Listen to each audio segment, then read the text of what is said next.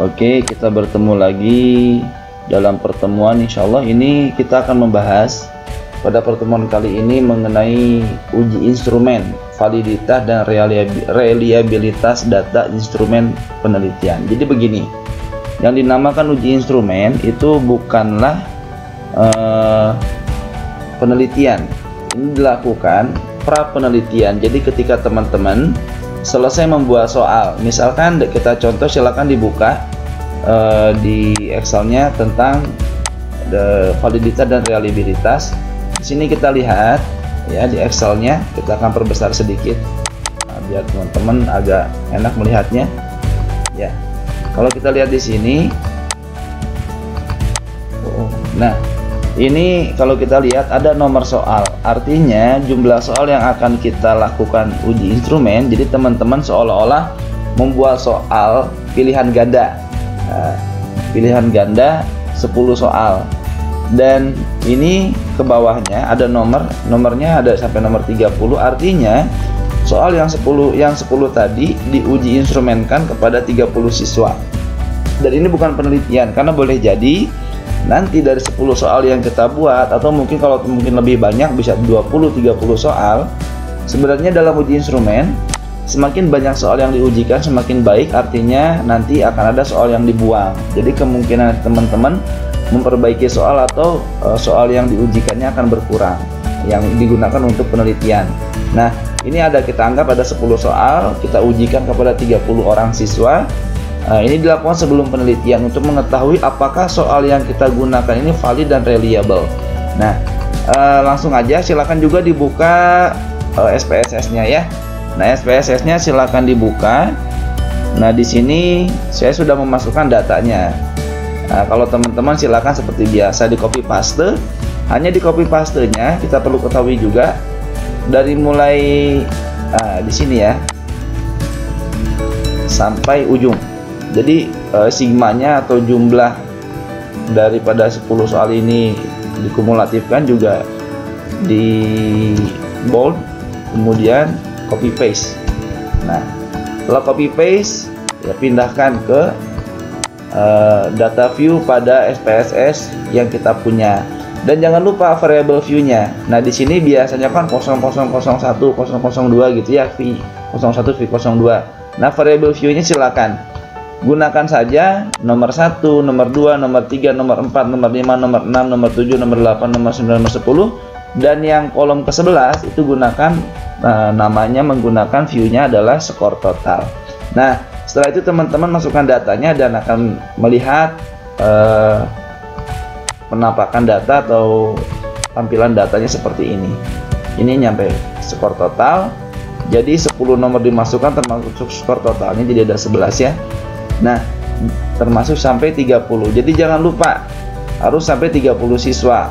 Kalau tidak sampai angka 30 nanti hasilnya akan berbeda. Setelah ini bagaimana Pak? Nah, setelah seperti ini kita analyze. Karena yang namanya uji validitas itu menggunakan korelasi product moment atau korelasi person, maka klik correlates, kemudian klik bivariate. Nah, maka muncul ya. Nah, maaf, saya pindahkan dulu. Nah, jadi teman-teman akan melihat tampilan semacam ini. Nah, ini bagaimana Pak caranya? Nah, kalau sudah melihat tampilan data, ini ada variable masih kosong, data di sebelah kirinya penuh. Di Ctrl A, kemudian pindahkan semua ke variables ya. Ctrl A lalu pindahkan semuanya ke kolom variable, ke kotak variabel. Setelah itu klik personnya dipastikan dan lalu langsung klik OK ya. Nah, klik OK, maka akan muncul hasil tampilan layar semacam ini. Nah, biar teman-teman tidak bingung, pindahkan ke Word ya, di copy aja, copy Ctrl C, kemudian Ctrl V, pindahkan ke Word. Nah, ini saya sudah punya datanya, sudah dipindahkan biar teman-teman lebih mudah ya. Salah. Nah, ini ada, kita sudah punya data yang dipindahkan ke Word. Bahan aja statistikanya ditutup aja dulu. Nah, jadi teman-teman silakan pindahkan ke Word supaya kenapa? Supaya nanti belajarnya lebih mudah. Karena juga kalaupun nanti kita gunakan buat analisa data, Di Word ini kan kita pindahkan supaya nantinya kita lebih mudah dan pasti akan jadi lampiran. Jadi kalau nanti kalian penelitian yang namanya hal-hal semacam ini masukkan di lampiran ya. Nah, adapun yang dimasukkan ke dalam pembahasan atau ke dalam bab 3 tergantung daripada sistematika penulisannya, hanya hasilnya saja. Begini, ini sudah ada datanya, sudah saya pindahkan ke Word. Tapi maaf, kolom yang ini baru saya buat. Ini sengaja saya buat buat teman-teman supaya mudah belajarnya. Begini teman-teman ya. Waduh Pak, angkanya banyak banget. Inilah yang kemudian membuat orang pada stres belajar statistik, melihat angka banyak. Padahal ingat, angkanya banyak, tetap saja jalannya mungkin rumit, tapi hasilnya tetap hanya ada satu hasil. Demikian. Nah, kita akan lihat apa itu validitas. Jadi ada istilah validitas dan reliabilitas. Sebelumnya saya bahas dulu di sini ya. Validitas itu begini loh. Validitas itu seolah-olah kalian itu punya timbangan, punya alat timbangan. Nah, alat timbangan kalian itu memang berfungsi dan bisa mengukur berat. Itu namanya valid. Jadi kalian validitas itu, ini instrumen nomor 1, nomor 2, nomor 3, nomor 4 memang berfungsi dan bisa mengukur apa yang kita mau ukur. Misalkan nomor 1 sampai 10 itu adalah instrumen untuk mengukur kognitif siswa. Maka dikatakan valid apabila memang berdasarkan hasil perhitungan korelasi persen produk momen ini atau uji validitasnya memang memenuhi syarat berfungsi dan bisa mengukur kognitif siswa, seperti itu. Nah itu, jadi yang namanya validitas itu Anda punya timbangan. Timbangannya itu bisa dipakai dan bisa mengukur gitu loh. Nah itu, adapun yang namanya reliabilitas, ini saya tidak menggunakan bahasa ilmiah ya. Saya menggunakan bahasa yang lebih mudah dipahami sama teman-teman. Nah, reliabilitas itu begini, kalian kan udah ngukur nih, hasilnya konstan. Artinya gini, kalau kalian ngukur, seandainya kalian tuh ngukur, ada ngukur telur lah ya, kalian atau ngukur telur 1 kilo di Purwakarta, menggunakan alat tersebut, pakai timbangan yang kalian punya itu bisa ngukur telur 1 kilo. Seandainya telur dan timbangannya dibawa ke Kerawang, itu harus reliable, harus konstan, maka hasilnya juga 1 kilo. Dibawa juga ke Amerika dengan timbangan dan telur yang sama, maka harus ngukur 1 kilo ya 1 kilo gitu loh. Ini yang namanya reliable. Jangan sampai gini, di sini ngukur telur 1 kilo, tapi dibawa ke Kerawang dengan berat yang sama kok berubah jadi 1,5 kilo, lalu dibawa ke Amerika berubah jadi 0,5 kilo, makanya tidak reliable. Bagaimana cara mengetahui validitas dan reliabilitas? Nah inilah para ahli statistik menggunakan salah satunya rumus produk momen dari persen atau korelasi. Nah ini kalau korelasi ini untuk mencari validitasnya dulu, berapa soal yang bisa dipakai nantinya, seperti itu. Kita akan lihat bagaimana cara mengetahuinya. Nah, di sini sudah saya buatkan juga. Jika R hitung lebih besar daripada R tabel. Waduh Pak, cara ngukur R tabelnya gimana? Boleh kalian nanti, mungkin saya butuh video tambahan, tapi nggak apa-apa. Minimal gini, kalian pahami dulu. Jika R hitung lebih besar daripada R tabel atau nilai signifikansinya lebih kecil daripada 0,05, maka katanya data tersebut valid. Kita lihat gini ya. Ini ada data nomor 1. Nah, jadi kalau teman-teman, Pak, aku kan nggak punya Pak yang namanya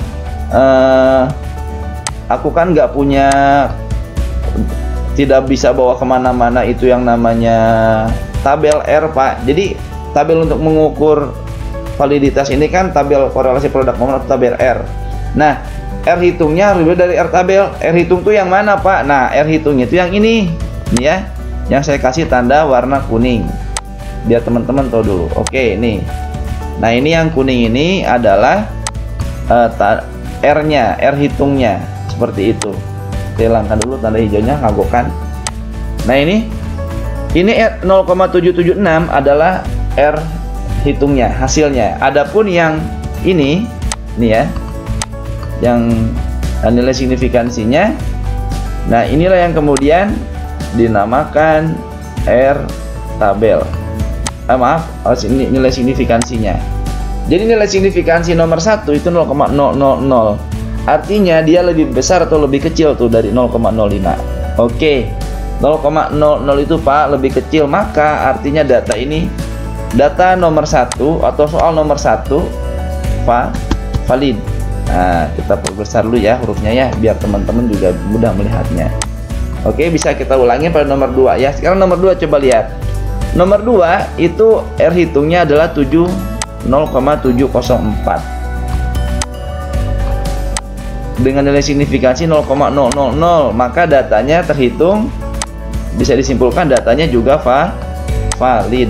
Nah, biar gampang copy paste dari atas deh. Jadi teman-teman boleh nanti teman-teman menghitung seperti ini. Pak, ini ada 10 nomor, ada 10 nomor. Iya, jadi yang dihitung itu kita sedang mencari validitas soalnya, bukan validitas 30 anak gitu. Kemudian ini juga 0,001 nomor 3 ya, hasilnya valid. Nomor berikutnya 0,57 valid, tidak valid, invalid. Kita tulis aja drop. Kenapa ditulis drop? Soalnya dibuang. Jadi nanti teman-teman nih, soal yang ada pada nomor 4 itu tidak boleh digunakan. Artinya di drop, dibuang aja. Jadi disebut drop itu dibuang. Sama seperti kalian kuliah nggak lulus di drop out, dikeluarkan. Jadi nanti soal nomor 4 ini akan kita drop, termasuk juga untuk penghitungan reliabilitas data. Jadi teman-teman tidak bisa melakukan reliabilitas kalau belum punya angka validitasnya. Nah, kemudian nomor berikutnya ya. Oke, ini valid 0,004, kita percepat ya. Ini valid. Kemudian 0,500. Nah, oke, valid. Kenapa Pak valid? Kita validkan saja karena angkanya pas. 0,14, karena 0,500 ini boleh jadi angkanya 0,499. Namun SPSS membulatkan angkanya. Kalau saja dia 0,50 lebih, pasti angkanya 0,51 begitu. Nih untuk nomor yang ini ya. Nah, jadi angkanya 0,500 itu bisa jadi angkanya 0,49999. Namun SPSS membulatkannya jadi 0,500. Kemudian 0,00 valid. 0,000 lagi valid, jadi lebih mudah. Nah, seperti itu Pak. Bagaimana yang kolom paling bawah? Nggak usah, karena gini, sebenarnya ini saya akan bikin ya. Nah, kita bisa lihat nih teman-teman, saya kasih tanda warna apa ya, hijau. Oke, biar teman-teman lebih mudah. Nah, lihat angka yang saya ketik biru ini di bawah, ini sebenarnya sama dengan angka yang ada pada nilai signifikansi validitas yang ada di pinggir kanan. Seperti, jadi sama nih. Lihat ya, nomor 10 0,000, di sini juga 0,000 tuh. Jadi sebenarnya angka yang ada di bawah yang diketik biru ini, yang dicetak biru, sama dengan nilai validitas yang ada di samping paling kanan. Oke, kalau begitu kita bisa simpulkan gitu loh, bahwa berdasarkan hasil uji validitas,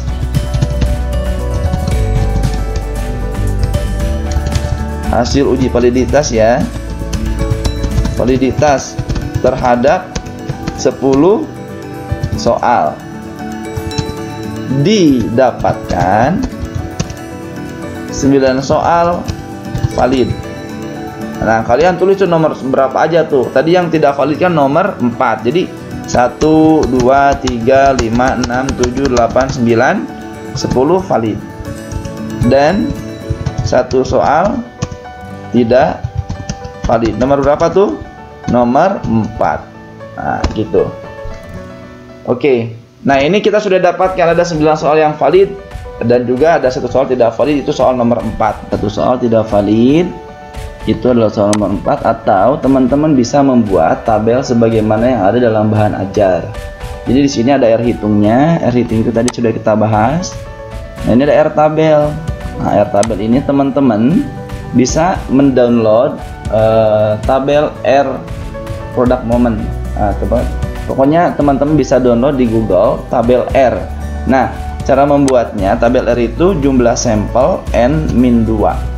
Nah, jadi kalau misalkan jumlah sampelnya 30 tadi ya, dikurangi 2 sama dengan 28. Nah, teman-teman, dan ini pada signifikansinya jangan lupa signifikansinya lihat di angka 0,05 atau pada 0,025. Nah itu, ini teman-teman bisa lihat seperti itu. Nanti hasilnya yang pokoknya lihat 0,361. Ini signifikansinya, dan di sini ada satu soal tidak valid yaitu nomor 4 ya. Nah, karena kenapa? Kita bisa lihat, nah, dia R hitungnya lebih kecil daripada R tabel begitu. Nah, kita lanjutkan ya. Kita lanjutkan kembali ke SPSS. Kita sudah dapatkan ada 9 soal yang valid dan 1 soal tidak valid. Kita kembali ke SPSS untuk menghitung reliabilitasnya. Nah, teman-teman bisa buka, kemudian ke scale. Di sini ada reliability analysis. Nah, kemudian jangan lupa. Nah, kalau tadi itu kan awalnya begini ya, dimana soal nomor 4 ada ikut. Nah, sekarang karena soal nomor 4 tidak valid, keluarkan, dan juga item skor total keluarkan juga. Nah, teman-teman bisa ini nggak perlu, kalaupun tidak menggunakan skala item delete juga nggak apa-apa, langsung oke aja. Nah, di sini bisa kita lihat langsung jawabannya ya, reliability. Nah, ini hasilnya 0,765. Jadi kalau kita copy paste, nah mohon maaf ini ada kesalahan pada buku ajarnya, nggak apa-apa, tapi yang jelas 0,765. Jadi nomor itemnya ada 9 soal yang dilakukan uji reliabilitas 0,765. Nah, Pak, bagaimana kita pengen tahu apakah reliable atau tidak? Nah, kita bandingkan saja nilai Cronbach ini 0,765. Kalau dia lebih besar daripada 0,361, maka reliable. Ya. Jadi hasil R hitung Cronbach alpha-nya ini 0,765 lebih besar daripada 0,361, maka reliable ya. Nah ini lebih mudah daripada kita berhitung manual. Sebenarnya saya ingin sekali mengajarkan hitungan manual, tapi ini cukup lama. Untuk menghitung pakai SPSS saja banyak teman-teman mungkin kesulitan mengikuti karena belum terbiasa menggunakan perangkat yang ada pada SPSS. Tapi yang jelas kita juga perlu ketahui bahwa sudah saya jelaskan di buku, saya rasa sudah ada tentang reliabilitas, tapi mohon maaf itu angka R reliabilitasnya di buku saya tuliskan 0,796 ya. Saya mohon maaf ada kesalahan 0,765. nggak apa-apa, kesalahannya cuma sedikit kok. Dalam kondisi masih reliable. Jadi 9 soal yang dinyatakan valid ini dapat digunakan karena sudah memenuhi syarat validitas dan reliabilitas. Jadi nanti buat penelitian teman-teman menggunakan 9 soal yang dinyatakan valid dan reliable. Begitu. Ini yang digunakan. Yang satu jangan digunakan. Begitu.